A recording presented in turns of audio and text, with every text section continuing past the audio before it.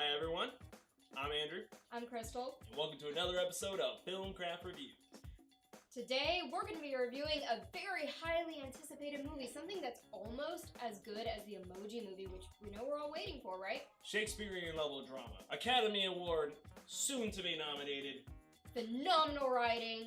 Fate of the Furious. Lame.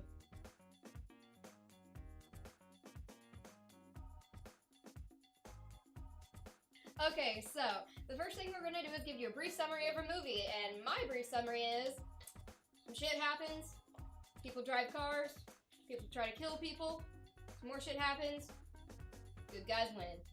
Yeah, I'm starting to see why you aren't writing movie summaries for IMDb. Yeah, in this exciting chapter in the now 8-film Fast and Furious saga. Yep, the team is dwindled down. Dominic Toretto, Vin Diesel, and can't remember her name for the life of me. Michelle Rodriguez's character, they're married, they're off on their honeymoon.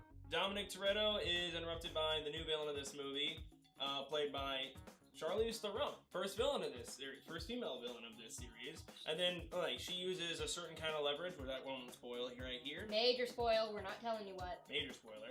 To bring Dominic Toretto back into the world of crime that he used to be and turning him against his team, who now, fugitives again, have to find a way to figure out what happened to Vin Diesel and try to bring him back into the team. And, save the world. And save the world, because, now this team of streetwise racing guys who sort of stole cars on the side have now become the world's greatest action team. Somehow. To a cheesy Pierce Brosnan era James Bond level. So, what we like. First of all, it was fun and it was cheesy.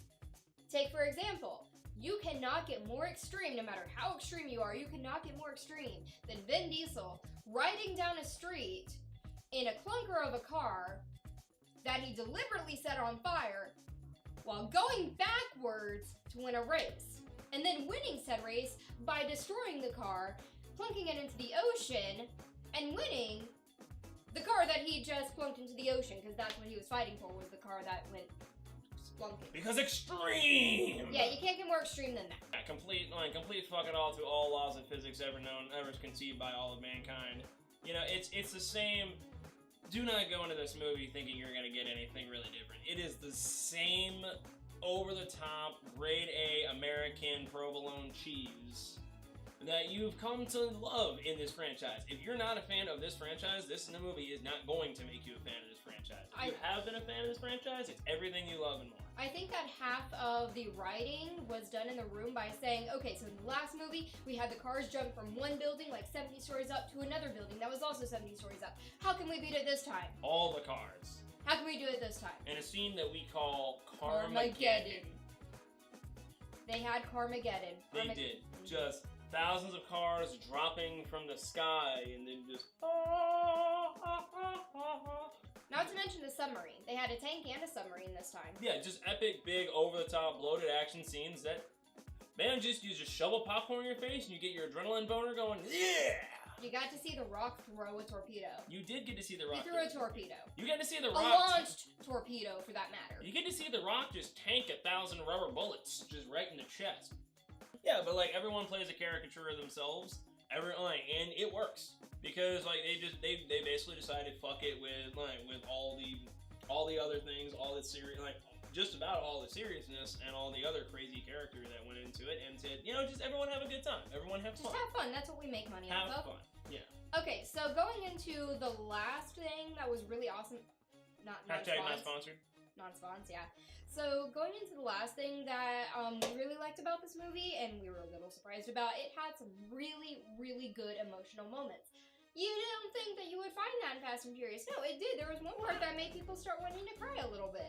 And I will say that it was all really set off by what was, I think, probably the best villain they've had in this franchise. Oh my gosh, yes. Just a straight up cyber terrorist. This woman, the shit that she can do with any computer on this planet. I get that literally everything on this planet is run by incredibly advanced computers and you can do just about anything, but the level with which this woman could do, what Charlize Theron could do, Cypher, they're calling her, which I'm pretty sure they just pulled her right out of the Matrix franchise. It's borderline magic. She caused Carmageddon. She did. She was kind of frightening though. Like the level that she was manipulative and almost robotic. Because she was had her moments of sociopathic. Although I love her head moments, though. I think they were trying to make her seem really robotic, but they about made her seem like characters from the game Until Dawn that emoted by doing this a lot. So we're gonna go into our dislikes here. There actually weren't many, you know, because we didn't go in with full expectations of this being the most amazing film ever. We went in expecting it to be fun, which it was. So dislikes. Go ahead and start. Yeah, that's the thing with this one.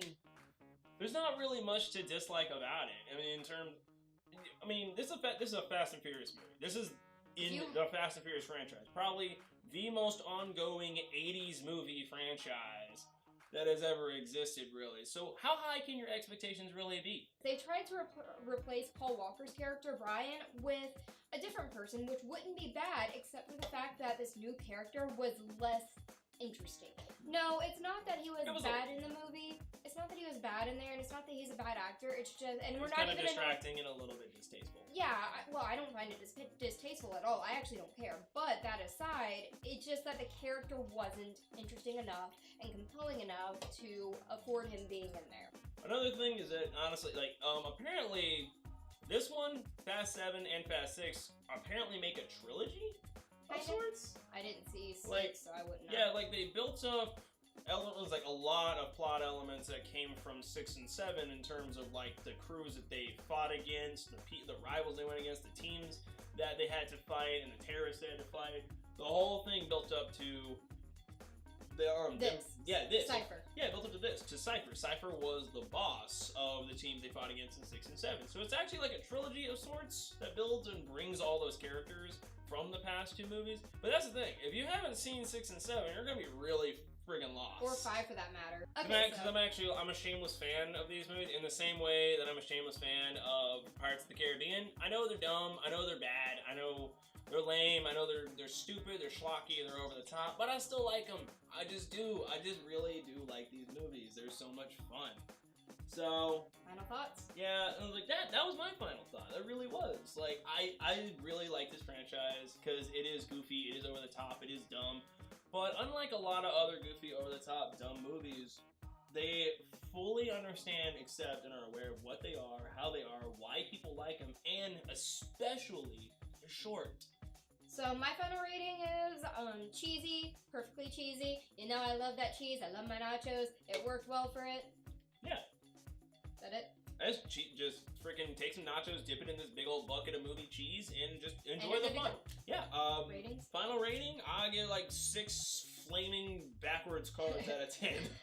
I'll give, because I didn't have super high expectations for it, I'll give it 7 backwards flaming cards out of 10.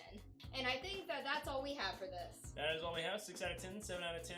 Both enjoyed the movie. I actually recommend going to see Fate of the Furious. Yep. At least get one good family popcorn stupid trip in. So that'll do it for this episode of Filmcraft Reviews. Tune in. What is it? The next time we're going to be getting together for a big review is Guardians of the Galaxy? 3 weeks from now? 2 weeks from now? I think it is. We're going to try to see if we can fit in some reviews of like stupid things. Maybe something on Netflix. We don't know. Let's go back and watch Jaws 4. We'll do a review of that. Oh, fuck you. Let's do like a long review of all the Fast and Furious movies. We marathon all Fast and Furious movies. I'd rather watch Sharknado than do that, honestly. I'll do a Sharknado review. Don't think I won't. Okay, so yeah, that's it for now. I'm Krystal. I'm Andrew. And we're Filmcraft. Bye. Bye.